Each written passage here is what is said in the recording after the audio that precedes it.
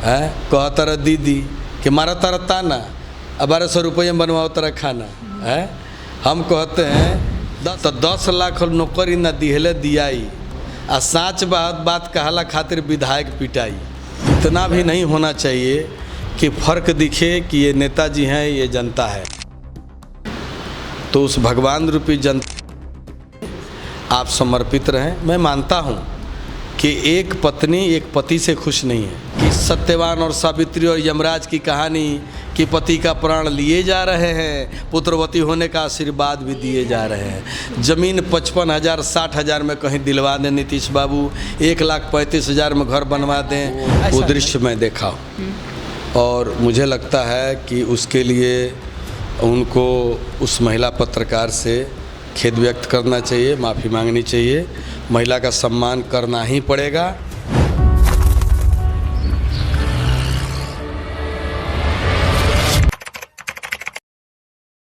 हमारे साथ बातचीत करने के लिए पूर्व मंत्री और बीजेपी विधायक विनय बिहारी जी मौजूद हैं। बिहार की राजनीति में काफ़ी उथल पुथल मची हुई है और साथ ही देश की राजनीति भी काफ़ी गरमाई हुई है। 2024 का चुनाव सर पर है, जिसको लेकर लोग तरह तरह की बातें करते नजर आते हैं। लेकिन आज हम खास बातचीत करेंगे बीते दिन बीजेपी विधायक को जिस प्रकार से पुलिस कर्मियों के द्वारा पीटा गया आंदोलन करने पे, क्या राय है बीजेपी विधायक विनय बिहारी जी का। विनय बिहारी जी, सबसे पहले बहुत बहुत स्वागत करेंगे। आपको धन्यवाद है और आपके माध्यम से जो लोग हमें देख रहे हैं उन सभी को मैं प्रणाम करता हूँ। सर, कहीं ना कहीं आप भी बीजेपी से जुड़े हुए हैं और वर्तमान में विधायक भी हैं। जिस प्रकार से बीते दिनों पुलिसकर्मियों, बिहार पुलिसकर्मियों के द्वारा बीजेपी के कई नेताओं को मारा गया, पीटा गया, दौड़ाया गया, आंसू गैस के गोले को छोड़ा गया, इसमें आपको क्या लगता है कि आखिर गलती किसकी है? देखिए, गलती सरकार की है। सरकार अपनी कमियों को छुपाना चाहती है और बोलने वालों को न सदन में बोलने दिया जाता है, न सड़क पे बोलने दिया जाता है। मैं सबसे पहले ये कहना चाहता हूँ कि ऐसी कौन सी परिस्थिति आ गई कि आंसू गैस छोड़ने पड़े, पानी का फव्वारा छोड़ना पड़ा, डंडे चलाने पड़े और ऐसे परिस्थिति में, इस तरह की परिस्थिति में जो कदम सरकार ने उठाया, क्या उठाने योग्य था, ये पब्लिक समझ भी रही है और पूछना भी चाहती है। और मैं जहाँ तक आपको बताऊं कि हमें बहुत ख़राब लगा। विपक्ष का काम है मुद्दों को उठाना, जो सवाल है उनको कटघरे में लाना, बहस कराना और वाजिब हक दिलाना, सरकार को आईना दिखाना। महागठबंधन की सरकार ये भी कहते हुए नजर आती है कि जब तक शांतिपूर्ण आंदोलन हो रहा था हमारे पुलिसकर्मियों ने कुछ भी नहीं किया, लेकिन जैसे ही कुछ नेताओं उग्र हो गए, पत्थरबाजी करने लगे और कहा जा रहा है कि मिर्ची पाउडर भी फेंकने का काम किया उन्होंने पुलिसकर्मियों पर, तब जाकर पुलिसकर्मियों ने लाठीचार्ज किया। इस पर क्या कहेंगे? देखिए, एक बात बता रहा हूँ, ये सब गलत बातें हैं, इसमें कहीं सच्चाई नहीं है। कोई भी विधायक और उसके समर्थक जो आंदोलन में आए थे, वो गांधी मैदान से उनको विधानसभा गेट तक जाना था और हाथ में झंडा के सिवाय कुछ नहीं था और मुंह में नारा के सिवाय कुछ नहीं था। एक नारा चल रहा था, 2 नारा चल रहा था और कहीं से भी उग्रता की कोई ऐसी बात नहीं थी, कोई तोड़ फोड़ नहीं हो रहा था, कुछ भी ऐसा नहीं हो रहा था। अब कोई आदमी समूह में चलेगा तो नारेबाजी तो करेगा। यहाँ पहले से प्लान था। एक चीज़ बताइए कि पहले से अगर प्लान नहीं होता तो ये पानी का टैंकर, ये वो जो रबर की गोली जो चलाई जाती है, वो सब तो चला। ये पहले से तो इंतजाम बात कर रखा गया था, ऐसा करना है। मेरा कहने का मतलब है कि सरकार ने और सरकार के सहयोगी दल ने ये कहा कि 10 लाख लोगों की नौकरी देंगे। आशा, ममता, हमारे शिक्षक, उसके बाद से अनुबंध पे जो लोग काम कर रहे हैं, समान काम समान वेतनमान की जो मांग कर रहे हैं, बहुत सारी रिक्तियां खाली हैं। कोई ऐसा अंचल ब्लॉक नहीं है जिसमें पर्याप्त कर्मी हों, जिसकी वजह से घूस का बाज़ार, जिसकी वजह से भ्रष्टाचार, जिसकी वजह से पब्लिक परेशान है। तो हम कहते हैं कि बीजेपी ने उन्हीं मुद्दों को आगे लाया, उन्हीं मुद्दों को आगे ला करके रखा कि 10 लाख नौकरी कब देंगे, आशा ममता के बारे में कब सोचेंगे, रसोईया बहनें जो 1200 रुपये पे खट रही हैं, वो जो वृद्धा पेंशन है, विधवा पेंशन है, दिव्यांग पेंशन है, 13 रुपया पर डे, 400 रुपया महीना, ये क्या है? सर, हम आपकी बातों से पूरी तरह सहमत हैं कि बहुत सारे लोग अभी जो हैं जिस प्रकार से जी रहे हैं अपने कम पैसे को लेकर, बहुत सारी सवाल हैं। सर, सवाल ये उठता है कि जब आपके साथ सरकार थी, यानी कि बीजेपी जब सरकार में थी, नीतीश कुमार जी के साथ थी, तभी ये सारी समस्या थी, और जब आज आरजेडी है नीतीश कुमार के साथ, तभी ये समस्या है। यानी कि देखा जाए तो 2020 में विधानसभा का चुनाव हुआ था, 2.5 सालों में बिहार में क्या बदलाव हुआ और बिहार का क्या विकास हो पाया? देखिए, सरकार में जो भी आया हो, मुख्यमंत्री तो नीतीश कुमार ही रहे हैं, और बीच में मांझी जी के साथ मैं भी मंत्री था, जो 8 महीने का समय है, तो आप उसमें देख लीजिए, मांझी जी जो बाढ़ का पैसा 300 रुपया मिलता था उसको 6000 किया, जो ये टोला सेवक, विकास मित्र और इन लोगों का वेतन बढ़ा, इन लोगों का वेतन मैंने मानदेय बढ़ा। उसके बाद से एक और जो सिपाही से लेकर के डीएसपी तक जो हमारे पुलिस पदाधिकारी हैं, उनको 13 महीने का जो वेतन दिया गया, 12 महीने के बाद जो 1 महीने का और वेतन की जो मांग थी, तो ऐसे बहुत सारे काम हुए। लेकिन पीरियड ही कहाँ रहा, थोड़ा 7-8 महीना कोई भी मुख्यमंत्री बनेगा, मंत्री बनेगा, उसको विभाग को समझने में या विभाग के लोगों को मंत्री जी का मूड समझने में महीना 2 महीना तो चला ही जाता है। उसके बाद से तो 6 महीना भी ठीक से रहने का मौका नहीं। सर, उससे पहले भी बीजेपी साथ में कार्यरत थी, बीच में भी जिस प्रकार से अभी आरजेडी आई है, बीच में 2 साल आरजेडी रही थी। अगर मैं 15 की बात कर लूँ, उस समय भी सेम ऐसा ही सिचुएशन हुआ था, 2 साल के लिए आरजेडी रही थी, फिर बीजेपी आ गई थी। मतलब हर बार बिहार में सिर्फ यही देखने को मिलता है कि सिर्फ पार्टी बदलते रहती है, अदल बदल होते रहता है, लेकिन चीज़ें, जितनी भी चीज़ें, व्यवस्थाएँ हैं, वहीं की वहीं ठप रहती है। स्टूडेंट तब भी मार खाते थे, आज भी स्टूडेंट रोड पर मार खाते हैं। महिलाएँ, कल भी आशाएँ रोड पे उतरती थी, आज भी महिलाएं रोड पे उतर रही हैं। 23 मार्च को भी लाठीचार्ज हुआ था जब आरजेडी थी। मतलब हर सिचुएशन में जनता को क्या लाभ मिल पाता है? देखिए, मैं आपकी बात से सहमत हूँ, लेकिन आप एक बात समझ लिए, किसी भी प्रदेश का मुख्यमंत्री उस प्रदेश के लिए एक राजा जैसा होता है, और जो वो चाहता है वही होता है। तो यहाँ तो मुख्यमंत्री साहब तो बदले नहीं, मुख्यमंत्री तो वही रहे, चाहे हम लोग के साथ रहे या आरजेडी के साथ रहे, है ना।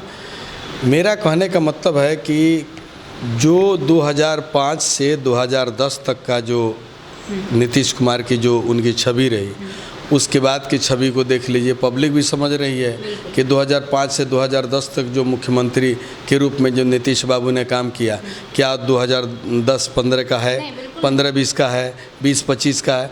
मतलब कि ये मन हरास होते गया, उनका एक भी डिसीजन मुकम्मल नहीं हुआ, एक भी डिसीजन जो है पब्लिक ने सिरोधार्य नहीं किया। लेकिन मतलब कहे तो नीतीश कुमार अब चाहते ही नहीं है कि बिहार में बदलाव हो। देखिए, नीतीश कुमार जी के बस की बात नहीं, अवस्था किसी की भी व्यवस्था को खराब कर देती है। अब देखिए ना, देश की क्या स्थिति है, प्रदेश की क्या स्थिति है कि 60-62 में कार्यपालिका जो है वो रिटायर्ड हो जाती है। एक सवाल उठता है सर, यहाँ पे फिर से एक सवाल करेंगे आपसे।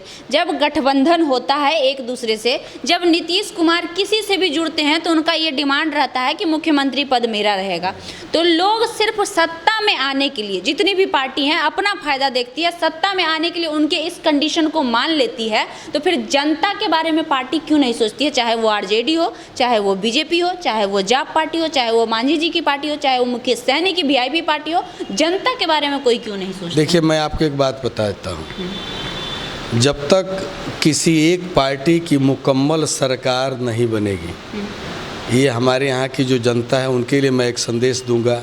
अब भोजपुरी में कहीं तो निहोरा करतनी कि एक बेर एक पार्टी पर पूरा भरोसा करी, है ना। और चूँकि बिहार के जौन स्थिति बा, भौगोलिक स्थिति बा, जौन एकर आपन आय के स्रोत बा, और वो स्रोत पर जौन जनसंख्या के प्रेशर बा, ओके अगर देखल जाए तो केंद्र में जौन सरकार उहे सरकार प्रदेश में हुई तो विकास तनी तेज़ी से हुई, अच्छा हुई।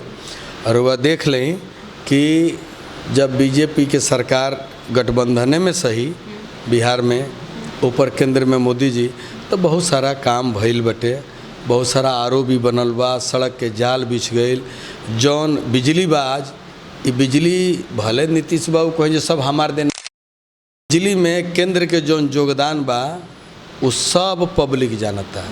ये सड़क जौन निर्माण भइल बड़ी से गाँवे गाँवे सब जगह इतना हाईवे बनल, स्टेट हाईवे बनल, नेशनल हाईवे बनल, जौन भी PMGSY सड़क बा, ये सब सड़कन में जौन केंद्र के योगदान बा वो पब्लिक भी जानता, नेता भी जानता। अब भले कोई आदमी ऑन द माइक आके ना बोले, ये अलग बात हुई। एक और सवाल हम इतना जरूर जानते नहीं कि भारतीय जनता पार्टी के सरकार 24 में बने जा रहल बा। पब्लिक एकदम माइंड मेकअप कर ले बा कि मोदी के अलावा केहू ना, है ना। और जे लोग विपक्षी एकता के बात करता, ये एकता कहियो होखे वाला नहीं खे। काशी तो लोग पूछल एक कुत्ता काशी पहुँच जेब, तो कुतवा कहता अपना जात से बाँच जाए तो पहुँच जाए। अब समझे वाला समझ गए हम का कहल चाहते नहीं। मोदी जी के सीट पक्का बा, बीजेपी के सरकार बनता और बिहार वासी लोग से हम निहोरा करब कि जहाँ ऊपर अगर मोदी जी बैठल बानी या बैठ जातनी तो अपने लोगिन एक बार भारतीय जनता पार्टी पर विश्वास करें और एक मौका दें कि भारतीय जनता पार्टी वालों के भरोसा पर खरा उतरता कि ना। एक सवाल और करना चाहेंगे सर आपसे। जब आपने देश की बात की तो जब बिहार में बीजेपी की पार्टी नहीं है, तो जिस प्रकार से आप बिहार के सरकार पे सवाल उठा रहे हैं, कहीं ना कहीं देश में बीजेपी अभी है पूर्ण रूप से और मोदी जी की सरकार भी। दिल्ली में जंतर मंतर पर जो बेटियों के साथ हुआ, उन बेटियों के साथ जिन्होंने भारत के लिए कई पदक लाए, स्वर्ण पदक लाए, मैं बात कर रही हूँ बाउंसर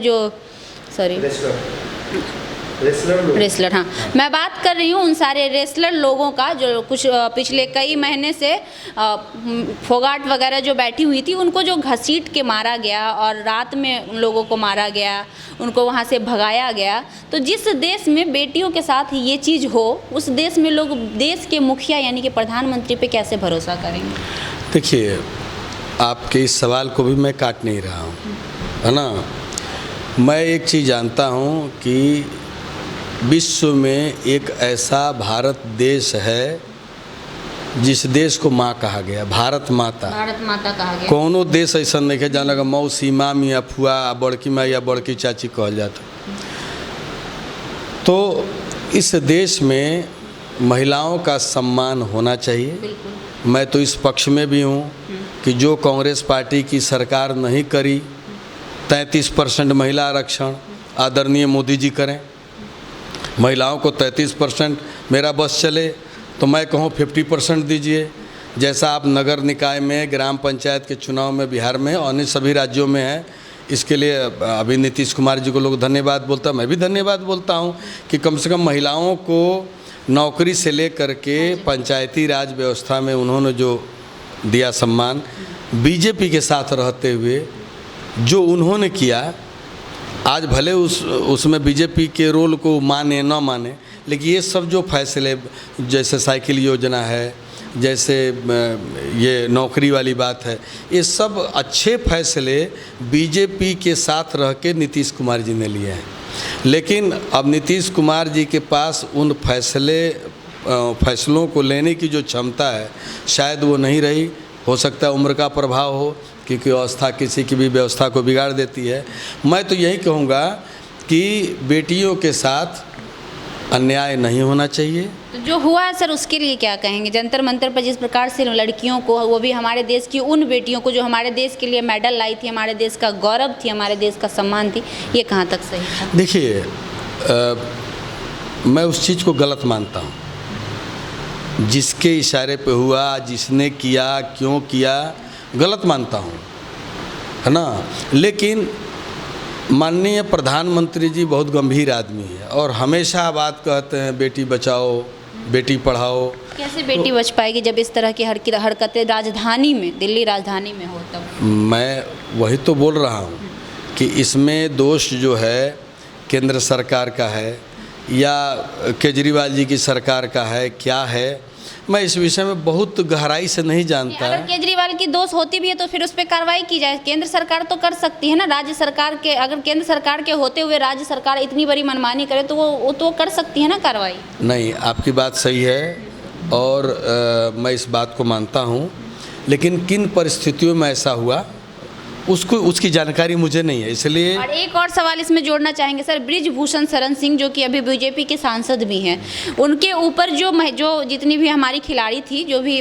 रेसलर्स थी, जिन्होंने आरोप लगाया था, हालांकि वो आरोप सिद्ध नहीं हो पाया तो उन्हें बाइज्जत बरी कर दिया गया, क्योंकि आरोप सिद्ध होता है तभी किसी को आरोपी कहा जाता है। लेकिन हाल ही में उन्होंने एक महिला पत्रकार के साथ भी बदतमीजी की है, जब महिला पत्रकार सवाल कर रही थी। इनफैक्ट गाड़ी में जैसे अगर आप बैठ रहे हैं, हम सवाल करते करते अगर आपके गाड़ी तक पहुँच जाए तो आपका क्या वहाँ पे कर्तव्य बनता है कि 2 मिनट गाड़ी को रोक कर जवाब दे दे। अगर आप नहीं भी देना चाहते तो आप एक्सक्यूज कह के निकल सकते हैं, लेकिन उन्होंने धक्का इस प्रकार से दिया कि उस महिला पत्रकार के हाथ में चोट तक आ गई। वो दृश्य मैं देखा और मुझे लगता है कि उसके लिए उनको उस महिला पत्रकार से खेद व्यक्त करना चाहिए, माफ़ी मांगनी चाहिए, महिला का सम्मान करना ही पड़ेगा। मैं मानता हूं कि आपकी मानसिक स्थिति उस परिस्थिति में अच्छी नहीं होगी, मैं मानता हूं, लेकिन फिर भी मैं मानता हूं हर समय आदमी का दिमाग संतुलित नहीं रहता है। कभी कभी क्या होता है कि संतुलन किसी और के चलते बिगड़ा होता है और सामने कोई आता है तो उस पर निकल जाता है। माफ़ी मांग लेना चाहिए था अगर उनसे गलती हुई। मैं तो बोल रहा हूँ कि वो चाहे कितने भी बड़े क्यों न हो, पत्रकारिता की स्वाधीनता जो है उसको ध्यान में रखते हुए, और महिला है इस बात का ध्यान में रखते हुए, और उस वीडियो को देखने में ऐसा लगता है कि महिला ने ऐसी कोई गलत बात नहीं की उस पत्रकार ने। इसलिए मेरा मानना है कि वो हमारे बीजेपी परिवार से हैं। हमारी बात अगर उन तक पहुंचती है आपके माध्यम से तो मैं उनसे कहूँगा कि इसमें आदमी छोटा नहीं होता है। आप ज़रूर उस पत्रकार, महिला पत्रकार जो हैं हमारी बेटी बहन जैसी हैं, उनको आप बुलाएं अपने घर, चाय कॉफ़ी पिलाएं और बोल दें कि बिटिया, चाहे बहनी, हमसे गलती होगी। उससे वो छोटा नहीं हो जाएंगे। हमसे ऐसी गलती हुई होती तो मैं दूसरे दिन चला जाता उसके घर पे, मिठाई ले करके चला जाता, क्योंकि मैं भी समझता हूँ कभी कभी क्या होता है कि आदमी इतना तनाव में रहता है कि उस तनाव में अपनी वाणी को भी संतुलित नहीं कर पाता है और अपने शरीर को भी संतुलित नहीं कर पाता है। ऐसी स्थिति में गलतियां हो जाती हैं और इसमें एक ही उपाय है कि हमसे गलती हो गई, अगर हम इसे मान लें तो हम बड़े होते हैं, छोटे नहीं होते। तो क्या लगता है इन सब चीज़ों में, अंत में एक ही सवाल करेंगे कि पार्टियां बदल रही हैं और परिस्थितियां वहीं पे हैं, इन सब चीज़ों में बिहार कहाँ जा रहा है? देखिए, परिस्थितियों में बदलाव होना चाहिए। हमारी आबादी ज़्यादा है, हमारे यहाँ उद्योग होने चाहिए, हमारे लड़के जो बाहर पढ़ने जा रहे हैं, हमारे खिलाड़ी बाहर खेलने जा रहे हैं, हमारे कलाकार महाराष्ट्र जा रहे हैं, गुजरात जा रहे हैं, तो क्यों जा रहे हैं? हमें घर में भोजन नहीं मिलेगा तो हम होटल में खाना खाने जाइए करेंगे।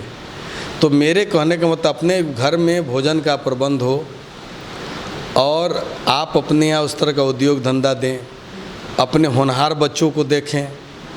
अब बच्चे इतना नाम कर रहे हैं और पता तक नहीं होता, लोग यहाँ पता तक नहीं होता सर, ये रियलिटी। एक मंत्रालय है कला संस्कृति, एक मंत्रालय है, लेकिन उस मंत्रालय की सूची आप देखेंगे तो मुझे लगता है कि एकमात्र मैं ही 8 महीने का भाग्यशाली व्यक्ति हूँ जो एक खिलाड़ी भी हूँ, कलाकार भी हूँ, और मुझे कला संस्कृति मंत्रालय मिला, जिसमें मैंने ये राजगीर का जो है फिल्म सिटी, राजगीर का जो है वो अपना स्पोर्ट्स का मैदान, क्रिकेट मैदान, मैं तो चाहता था मोइनुल हक स्टेडियम बने मैदान, लेकिन माननीय मुख्यमंत्री जी नहीं चाहते थे।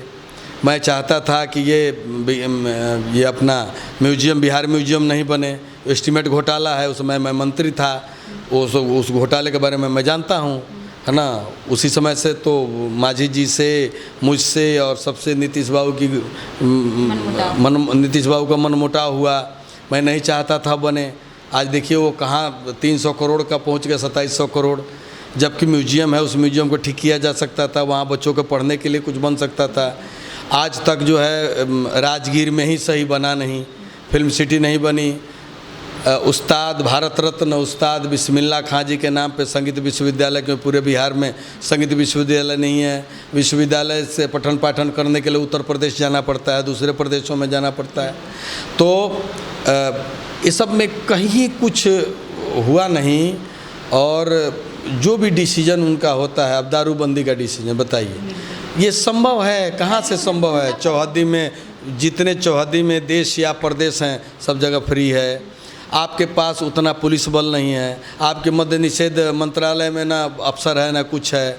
और दारू जो है, एक दारू ही क्यों, जितनी भी नशा की चीज़ें सब बंद होनी चाहिए हर जगह, एकदम संपूर्ण नशाबंदी हो। बिल्कुल। तो यहाँ तो हम तो बोले अब और रसोईया 1200 महीना में खाना बनाएगी है, कहा तरह दीदी कि मारा तारा ताना, अब 1200 रुपये में बनवाओ तरह खाना है।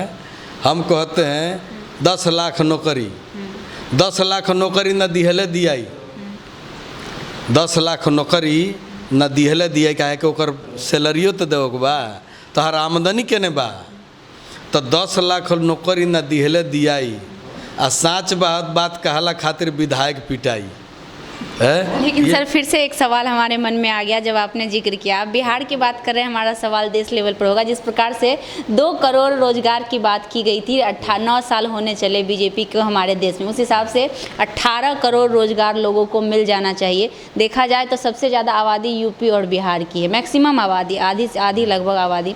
तो अभी तक 18 करोड़ लोग, आपको लगता है कि रोजगार मिल पाया होगा? अच्छा, आप एक चीज़ बताइए, उत्तर प्रदेश की बात, आपके वहाँ जोगी बाबा हैं और बिहार में नीतीश बाबू हैं। आप बताइए कि उत्तर प्रदेश में ग्रोथ अच्छा है? नहीं, यहाँ के कंपेयर में उत्तर प्रदेश में ग्रोथ अच्छा है, लेकिन फिर इस पे भी तो फिर सरकार पे सवाल उठता है कि अगर आपकी पार्टी की वहाँ पे सरकार है तो आप बेनिफिट दे रहे हैं और दूसरी राज्य में आपकी नहीं है, लेकिन आपका दायित्व तो ये बनता है कि सबको समान तरीके से देखें। देखिए, किसी भी प्रदेश का मुख्यमंत्री जो है ना, वो जो चाहेगा वही होता है। मैं 13 साल से विधायक हूँ, नीतीश बाबू जो चाहते वही होता है। आप नौकरी इस प्रदेश में डंके की चोट पे मैं कहता हूँ, आज जांच करा लीजिए तो 70% नौकरी सिर्फ 3 जिले में है, नालंदा, पटना और गया, और 30% में 35 जिला है। तो इसका मतलब चंपारण के बच्चे नहीं पढ़ते हैं, खाली नालंदा का बच्चा पढ़ता है। तो ऐसा तो आप देख लीजिए, खाली 1 साल के नौकरी निकलवा लीजिए। योजना, कोई योजना, नीतीश कुमार जी का जो योजना है, वो उस योजना की सूची निकलवाइए कि पूरे खर्चे का, एक वित्तीय वर्ष का जो खर्चा है, उसमें पटना, नालंदा और गया 3 जिला में कितना खर्चा हुआ, अब बचा 35 जिलों में क्या खर्चा हुआ। इनका तो ये इतना करोड़ों करोड़ का पुल ढह जाता है, गिर जाता है। मतलब कहे तो बिहार में विकास होना संभव नहीं है इनके सरकार। नहीं, इनकी सरकार में संभव नहीं है। इनको ये संभावना हम देख सकते हैं कब, नीतीश कुमार 2005 में जाएं और 2005 से 10 तक अपने कार्यों को देखें, और कार्यों को देखने के बाद चाटुकारों लोगों से, जो चमचे लोग हैं, चाटुकार लोग हैं, उनसे अलग हटें और अपने किए कर्तव्य को, अपने किए कार्यों की समीक्षा करके ईमानदारी से आगे बढ़ें, तो मुझे लगता है कि उनकी कोई प्रतिष्ठा आ सकती है। ऐसी कोई बात नहीं है। आदमी अपने कर्तव्य के प्रति सजग होता है तो उसकी सफलता में संदेह नहीं होता, सजग नहीं होता है तो उसकी सफलता में संदेह रहता ही रहता है। क्या कहेंगे हमारे माननीय मुख्यमंत्री जी से जाते जाते? हम माननीय मुख्यमंत्री जी से कहेंगे कि या तो आप 2005 वाला नीतीश कुमार बन जाइए, या आप संन्यास ले लीजिए, कोई मंदिर, कोई मस्जिद, कोई गिरजा, गुरुद्वारा में बैठिए और नौजवान बच्चों को कुछ शिक्षित करिए, नौजवान बच्चों को मतलब कि तामिला दीजिए, है ना। यही उनसे आग्रह होगा हमारा, क्योंकि कार्यपालिका में आप 60-62 में रिटायर कराते हो, और विधायिका में 90% में चुनाव लड़वाते हो। ये तो नियम हमें भी समझ में नहीं आई बात कि एक तरफ कार्यपालिका का पेंशन ख़त्म हो गया, हम विधायिका जो है 4-4 को पेंशन उठा लेते हैं, है ना। 60-62 में you are not fit for any work any job, है ना, आप किसी काम के लायक नहीं हैं। जेल में होने के बावजूद भी लोग मंत्री बनते हैं। व्हील चेयर पे है, चुनाव लड़ सकते हैं। तो जेल में व्हील चेयर तो छोड़ दीजिए, कम से कम सही जेल में है, यानी कि क्रिमिनल है, फिर भी वो चुनाव लड़ते हैं। तो वही तो मैं बोल रहा हूँ, इस तरह की सुविधाओं को समाप्त करना चाहिए। कानून कुछ हम लोगों के लिए भी बनना चाहिए। नेताओं में संशोधन हुआ कहाँ सर? जो कानून बरसों से बनाया, जो अंग्रेज अपने हिसाब से बना के गए थे, वही कानून आज भी चल रहा। कानून में संशोधन हुआ कहाँ? मैं वही तो बोल रहा हूँ कि जनहित में और समानता होनी चाहिए। इतना भी नहीं होना चाहिए कि फर्क दिखे कि ये नेताजी हैं, ये जनता है। तो उस भगवान रूपी जनता आप समर्पित रहें। मैं मानता हूँ कि एक पत्नी एक पति से खुश नहीं है, 2-4 बच्चे अपने बाप से खुश नहीं हैं, तो एक पूरा देश मोदी जी से खुश नहीं हो सकता, एक पूरा प्रदेश नीतीश बाबू से खुश नहीं हो सकता, एक विधायक से पूरा विधानसभा खुश नहीं हो सकता। मैं मानता हूँ, लेकिन गरीबी हटाओ, गरीबी हटाओ, कहाँ से हटाओ? एक चीज़ बताइए, आज ज़मीन की बात मैं करता हूँ, थोड़ी सी एक मिनट में मैं कहूँगा। ज़मीन 60,000 में कहाँ 5 डिसमिल ज़मीन मिलेगी? ये नीतीश बाबू 60,000 रुपये दे ज़मीन खरीदने के लिए, 1,35,000 में सरकार किसी को उसे मतलब नहीं है। मैं कहता हूँ कि 1.5 लाख रुपये में जहाँ ईंट 10,000 रुपया में 1,000 मिलता है, ये 1,35,000 या 1.5 लाख रुपये में कहाँ से घर बनाएगा कोई?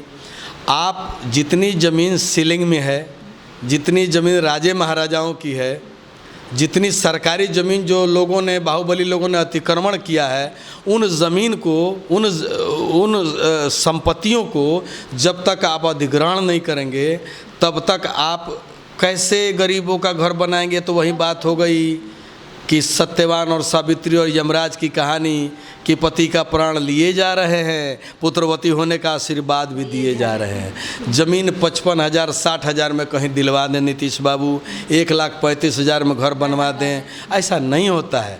और आपके पास पर्याप्त ज़मीन है, सीलिंग की ज़मीन है, एन केन प्रकार लोग हड़प करके बैठे हुए हैं, औने पौने भाव में लोग बेच रहे हैं। और यहाँ जो पट्टा कटा है, वो गरीब अपना पट्टा लेकर के घूम रहा है। वो पीपी, पट्टा, बंदोबस्ती, ये सब जो कागज़ हैं, वो सब कागज़ अब चना और चनिया बादाम खाने लायक हो गया है। कोई पोजीशन जो है उन लोगों को नहीं मिल रही है। किसी अंचल में, मतलब बड़ा बड़ा अंचल है, उसमें अमीन नहीं है, कर्मचारी नहीं है। और ये कर्मचारी जो लोग हैं अपना अटॉर्नी रखे हुए हैं। अटॉर्नी मतलब होता है कि पैसा लो, अब पैसा बांटो ऊपर से नीचे तक, और जनता को ठगो, जनता को लूटो। उसकी गरीबी नहीं देखनी है, उसकी मजबूरी नहीं देखनी है, हमें पैसा देखना है। तो इस तरह के भ्रष्टाचार को कौन ख़त्म करेगा भाई? नहीं, लास्ट में एक ही ऑप्शन है कि सिंहासन खाली करो कि जनता आती है। दिनकर साहब का बड़ा बढ़िया कविता था। कहावत है कि जब कोई भी चीज़ सर से ऊपर चला जाता है तो उसका कोई ना कोई सॉल्यूशन आता है। तो जनता जनार्दन से हमें लगता है वही इनका सॉल्यूशन निकाल पाएंगे, क्योंकि बदलाव ज़रूरी है, क्योंकि ये घाव इतना बड़ा है कि सुखन नहीं मिल सकता। और एक बार बिहार की जनता को भारतीय जनता पार्टी पे भरोसा करके पूर्ण बहुमत से जिताना चाहिए, और देखना चाहिए कि ऐसा करने से बदलाव बिहार में होता है कि नहीं होता है। अगर नहीं हो तो जनता मालिक है, किसी को भी 5 साल के लिए ही चुनती है। 5 साल के बाद उसको ऑप्शन है, उसके उंगलियों में इतनी ताकत है कि वो बटन दबाएगा और जिसका भी मुकद्दर बनना होगा बनेगा। और जिसका मुकद्दर बना वो बिहार का मुकद्दर नहीं बनाएगा तो ये अच्छी बात नहीं होगी। चलिए, बहुत बहुत धन्यवाद सर।